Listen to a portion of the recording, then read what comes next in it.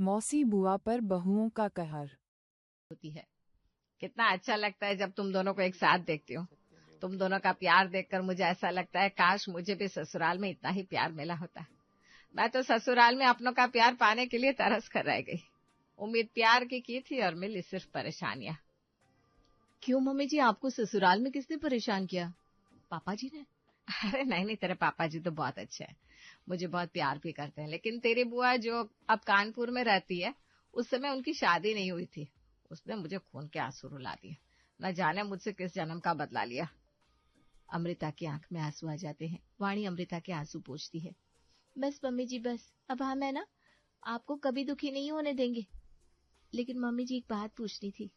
पूछो, जो भी पूछना है पूछ लो। मैं आज तुम दोनों को सब कुछ बताऊंगी। मम्मी जी, आखिर कानपुर वाली बुआ जी को आपसे प्रॉब्लम क्या थी? उन्होंने आपके साथ क्या किया था?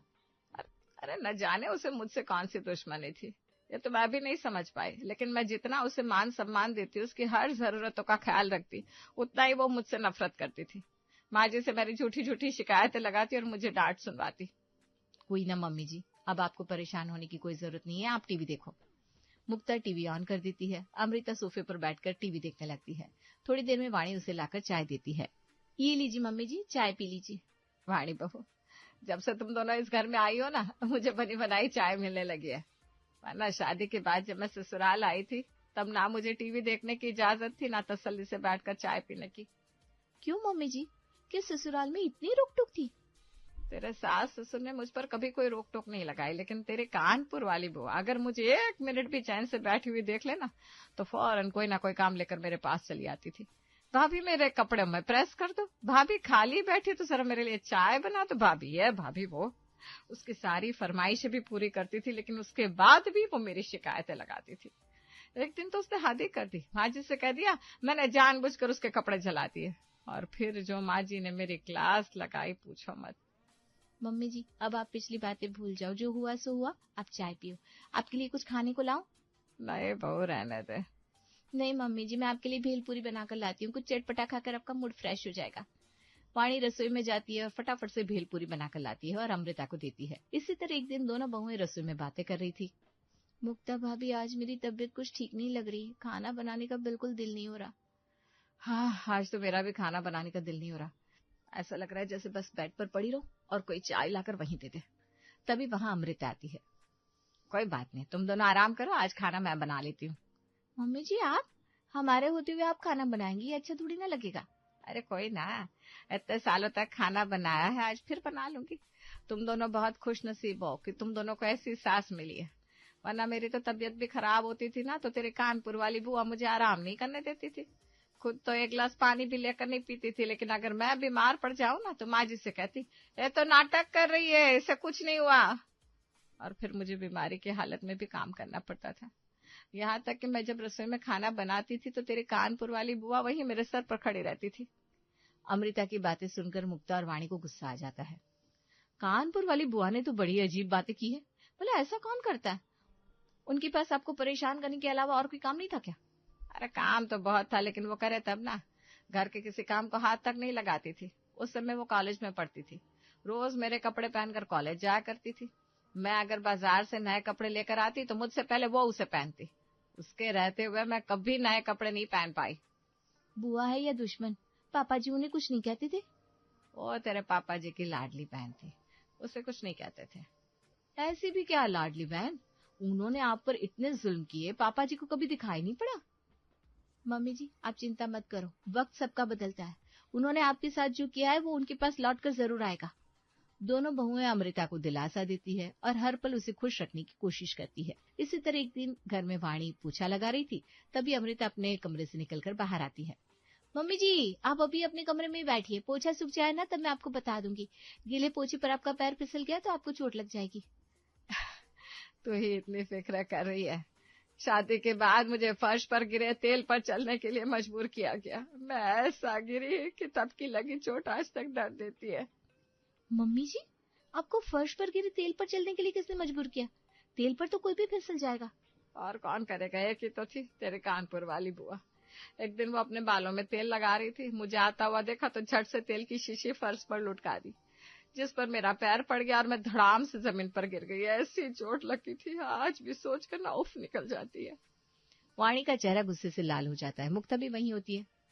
मम्मी जी, अब आपको किसी से डरने की कोई जरूरत नहीं है। हम दोनों आपका इतना ख्याल रखेंगे कि आप पिछले सारे दुख भूल जाएंगी। आप मेरे साथ चलिए, मैं आपके पैर दबा देती हूँ, आपको आराम मिलेगा। मुक्ता अमृता को उसके कमरे में लेकर आती है और उसकी सेवा करती है। दोनों बहुएं एक दूसरे से कहती है, मुक्ता भाभी, मम्मी जी के साथ बहुत गलत हुआ है। हाँ वाणी, कानपुर वाली बुआ की हरकतें सुनकर ना मेरा खून खौल रहा है। भला ऐसा कौन करता है, ननद है या दुश्मन? कभी हमारे पाले पड़ जाए तो हम भी उन्हें बता देंगे किसी को परेशान करने का क्या अंजाम हो सकता है। उन्होंने हमारी मम्मी जी के साथ जो किया ना, उसका बदला तो हम लेकर आएंगे। मजा तो हम उन्हें चखाएंगे। उन्हें बता देंगे कि मम्मी जी को परेशान करके उन्होंने बहुत बड़ी गलती की थी। दोनों बहुएं ठान लेती है कि वे कानपुर वाली बुआ से अपनी सास का बदला लेकर आएंगी। बस एक बार बुआ जी कहीं मिल जाए। धीरे धीरे दिन गुजर रहे होते हैं। अमृता आए दिन अपनी दोनों बहुओं को कानपुर वाली बुआ के कारनामे सुनाया करती। एक दिन, अरे अमृता, कहाँ हो भाई? अमृता अपने कमरे से बाहर निकल कर आती है। क्या बात है जी, बड़े खुश लग रहा है। अरे बात ही खुशी की है, अपना जीतू है ना, उसे बेटी हुई है। कौन, वो बरेली वाली दीदी का बेटा जितेंद्र? हाँ वही, वो बाप बन गया है। अरे वाह, ये तो बड़ी खुशखबरी है। बरेली वाली दीदी आज जिंदा होती तो कितनी खुश होती। वही ना, आज ना तो दीदी है ना जीजा जी, उनका इकलौता बेटा बाप बन गया है। इतनी बड़ी खुशी के मौके पर वो अकेला है। अकेला क्यों है? मैं जाऊंगी उसके पास। तुम बरेली जाओगी? हाँ, मैं बरेली जाऊंगी। बेचारी खनक बहू अकेले बच्चे को कैसे संभालेगी। मैं जाकर कुछ दिन वहीं रहूंगी। ठीक है, मैं तुम्हारा टिकट करवा देता हूँ। दरअसल बरेली में तारक की मौसेरी बहन गायत्री रहती थी। जितेंद्र गायत्री का इकलौता बेटा था।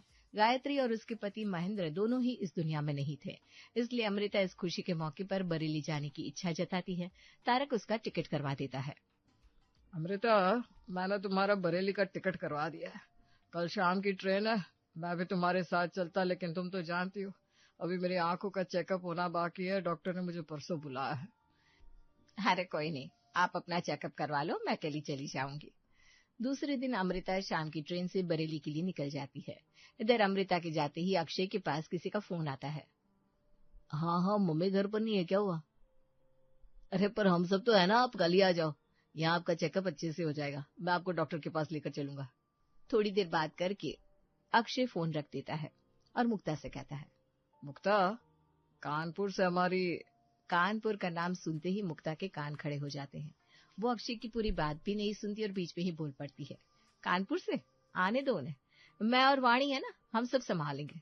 अरे वो तो ठीक है, लेकिन अक्षय, हमारे होते हुए आप क्यों टेंशन ले रहे हो? मैंने कह दिया ना, हम सब देख लेंगे। ठीक है भाई। मुक्ता वाणी को बताती है, कानपुर में तो वही बुआ जी रहती है ना, जिन्होंने हमारी माँ समान सास को खून के आंसू रुलाए हैं। हाँ, कानपुर से वही वाली बुआ जी आ रही है। अब वक्त आ गया है, मम्मी जी के एक एक आंसुओं का हिसाब होगा। शिकार खुद चलकर शिकारी के पास आ रहा है, अब जैसे को तैसा होगा। हम भी उनके साथ वही करेंगे जो उन्होंने हमारी मम्मी जी के साथ किया था। उन्होंने फर्श पर तेल गिराकर हमारी मम्मी जी को गिराया था ना, अब देखना भाभी, हम भी उनके साथ ऐसा ही करेंगे, उनके स्वागत में कोई कमी नहीं छोड़ेंगे। मुक्ता और वाणी कानपुर वाली बुआ को सबक सिखाने के लिए अपनी अपनी कमर कस लेती है। अगले दिन सुबह दिन के 10 बजे घर की घंटी बजती है। मुक्ता और वाणी दरवाजा खोलने जाती है। मुक्ता भाभी, कानपुर वाली बुआ होंगी, 1 मिनट रुको। वाणी दरवाजे पर तेल गिरा देती है, जिसके बाद मुक्ता धीरे से दरवाजा खोलकर खुद पीछे हट जाती है और जैसे ही शालिनी घर के अंदर पैर रखती है, उसका पैर फर्श पर गिरे तेल पर पड़ता है और वो धड़ाम से जमीन पर गिर जाती है। शालिनी दर्द के मारे जोर से चिल्लाती है, आए हाय, मेरी कमर टूट गई, हाय। अरे रे, क्या हो गया? सॉरी, गलती हो गई, हमें माफ कर दीजिए, न जाने कैसे यहाँ तेल गिर गया। कोई ना बहू, कोई ना, मैं ठीक हूँ। आपको बहुत चोट लगी होगी ना, चलिए मैं आपके पैर में दवा मालिश कर देती हूँ। वाणी शालिनी को उसके कमरे में लेकर जाती है और उसके पैर में दवा मालिश करने लगती है और चुपके से मुक्ता को आंख से इशारा करती है। मुक्ता रसोई में जाती है, जहाँ वो बुआ जी के पैर की सिकाई के लिए पानी गर्म करती है, जो कि कुछ ज्यादा ही गर्म था। बेहद गर्म पानी लेकर वो कमरे में जाती है। बुआ जी लाइए, मैं आपके पैर में गर्म पानी से सिकाई कर देती हूँ, आपको जल्दी आराम मिल जाएगा, लाइए। मुक्ता हॉट वाटर बैग में बेहद गर्म पानी भरकर लाती है और शालिनी के पैर पर रख देती है, जिससे शालिनी का पैर जल जाता है और वो एक बार फिर जोर से चिल्लाती है, आए हाय राम, जल गया बहू, मेरा पैर जल गया। मुक्ता जल्दी से हॉट वाटर बैग हटा लेती है। सॉरी सॉरी, गलती हो गई, न जाने क्यों आज हमसे गलती पर गलतियां हो रही है। कोई ना बहू, कोई ना, गलती तो इंसान से ही होती है। शालिनी का कोई ना अब तेज हो जाता है। शालिनी को नहीं पता था कि उसके साथ ये सब जानबूझकर किया जा रहा है, अमृता का बदला लेने के लिए। इधर तारक सब देख रहा होता है, लेकिन वो मुक्ता और वाणी को कुछ नहीं बताता।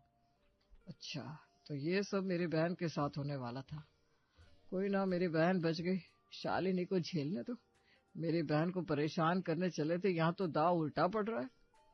इधर मुक्ता और वाणी अपने मिशन पर लगे थे, वहीं कानपुर वाली बुआ जी से बदला लेने का मिशन। पैर में चोट और जलन के मारे शालिनी ठीक से चल भी नहीं पा रही थी। थोड़ी देर बाद वाणी शालिनी को नाश्ते के लिए बुलाने आती है। बहू, मुझसे तो चला ही नहीं जा रहा। आइए, मैं आपको लेकर चलती हूँ। वाणी शालिनी का हाथ पकड़कर उसे बाहर लेकर आती है, जहाँ टेबल पर नाश्ता लगा था। आज मैंने नाश्ते में आलू के पराठे बनाए हैं। जैसे ही शालिनी आलू के पराठे खाना शुरू करती है, हाय पानी पानी। अरे क्या हुआ आपको? मिर्ची, पराठे में बहुत मिर्ची है। सॉरी सॉरी, गलती हो गई, लगता है पराठे में मिर्च ज्यादा पड़ गई है। कोई ना बहू, कोई ना कोई ना। शालिनी का कोई ना अब और तेज हो गया था। लीजिए लीजिए, पानी पी लीजिए। शालिनी एक गिलास पानी पी लेती है, लेकिन मिर्ची की जलन अभी भी बरकरार होती है। बहू, एक गिलास और पानी। वाणी शालिनी को एक गिलास पानी लाकर देती है। शालिनी एक सांस में सारा पानी पी जाती है। मैंने आपके लिए दूसरा पराठा बना दिया है, आप दूसरा पराठा खा लीजिए। बहू, मेरा तो पानी से ही पेट भर गया, अब मुझसे पराठे नहीं खाए जाएंगे, मैं बाद में खा लूंगी, तू मुझे मेरे कमरे में पहुंचा दे। वाणी शालिनी को लेकर उसके कमरे की तरफ जाने लगती है और मुक्ता की तरफ देखकर धीरे से मुस्कुरा देती है। दरअसल मुक्ता और वाणी ने प्लान के मुताबिक बदला लेने के लिए शालिनी के पराठे में आलू की जगह मिर्च डाला होता है। हरी और लाल दोनों मिर्च डालकर शालिनी के लिए पराठे बनाए गए थे, जिसे खाने के बाद शालिनी के मुंह में छाले पड़ जाते हैं। ये तो अभी शुरुआत थी, शालिनी को तो पता भी नहीं था कि आगे आगे उसके साथ क्या होने वाला है। दूसरे दिन शालिनी डॉक्टर के पास जाने की बात करती है। अरे तू अकेली क्यों जाएगी? मैं अक्षय से कह देता हूँ, वो तुझे डॉक्टर के पास ले जाएगा। मुक्ता ये बातें सुन लेती है। पापा जी, इन्हें डॉक्टर के पास मैं लेकर जाती हूँ ना, घर के सारे काम तो हो ही गए हैं, मैं भी खाली बैठी हूँ। अक्षय तो ऑफिस के लिए निकल जाएंगे, फिर उधर से उन्हें अकेले ही घर वापस आना पड़ेगा। मैं साथ रहूंगी तो इन्हें अकेलापन महसूस नहीं होगा। ठीक है बहू, वैसा कर ले, तू ही चली जा शालिनी के साथ। बस फिर क्या था, मुक्ता तो एक और मौके की तलाश में थी। अपनी सास के आंसुओं का बदला लेने के लिए वो एक और प्लान बनाती है। वो शालिनी के साथ डॉक्टर के पास जाती है। दरअसल बहुत दिनों से शालिनी के कान में दर्द रहने लगा था, उसी का इलाज कराने वो यहाँ आई थी।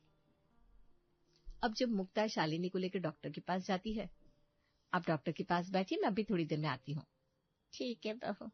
शालिनी डॉक्टर के पास बैठी होती है। इधर मुक्ता मूवी देखने हॉल में चली जाती है। डॉक्टर शालिनी का चेकअप कर लेता है। मुक्ता बहू कहाँ चली गई? थोड़ी देर बोल कर गई थी, 1 घंटा हो गया। हमारी मुक्ता तो थी वही सिनेमा हॉल में। थोड़ा पॉपकॉर्न और कोल्ड ड्रिंक भी ले आती हूँ, तभी तो मूवी देखने का मजा आएगा। मुक्ता आराम से पॉपकॉर्न और कोल्ड ड्रिंक के साथ मूवी का मजा ले रही थी। इधर 1.5 घंटे बीत जाने के बाद मुक्ता जब लौट कर नहीं आती तो शालिनी खुद ही घर जाने के लिए क्लिनिक से बाहर आती है। Auto auto. जी आंटी जी, कहाँ जाना है? भैया कैलाश कॉलोनी चलोगे? चलोगा आंटी जी, लेकिन 300 रुपए लगेंगे। कैसी बात कर रहे हो भैया, मैं तो 150 रुपये में आई थी। तो उसी ऑटो में वापस चली जाओ। अरे भैया वो तो हमें छोड़कर चला गया, तुम 200 ले लो बस। 250 देना है तो बांटो। ठीक है भाई, तेरी बात ही सही, अब मुझे घर पहुंचा दे। ऑटो वाला शालिनी को गलत जगह पहुंचा देता है। लीजिए आ गया पलाश कॉलोनी। शालिनी इधर उधर अपनी नजरें घुमाती है, उसे कहीं भी अपना घर नजर नहीं आता। ये तुम मुझे कहाँ ले आए भैया? अपने पलाश कॉलोनी कहा था, यही तो है। अरे भैया मैंने कैलाश कॉलोनी चलने को कहा था। अरे तो साफ साफ बोलना चाहिए ना आंटी जी, आपने मेरा वक्त बर्बाद कर दिया। कैलाश कॉलोनी तो यहाँ से दूर है, आपको 250 रुपये और देने पड़ेंगे। मैं पैसे दे दूंगी, बस तू मुझे मेरे घर तक पहुँचा दे। ऑटो वाला शालिनी को कैलाश कॉलोनी पहुंचा देता है। शालिनी जहां 150 रुपए में घर पहुंचने वाली थी, वहां उसे 500 रुपए खर्च करने पड़ते हैं। 1 घंटा तो ऑटो में ही लग गया, ये मुक्ता बहू न जाने कहाँ रह गई।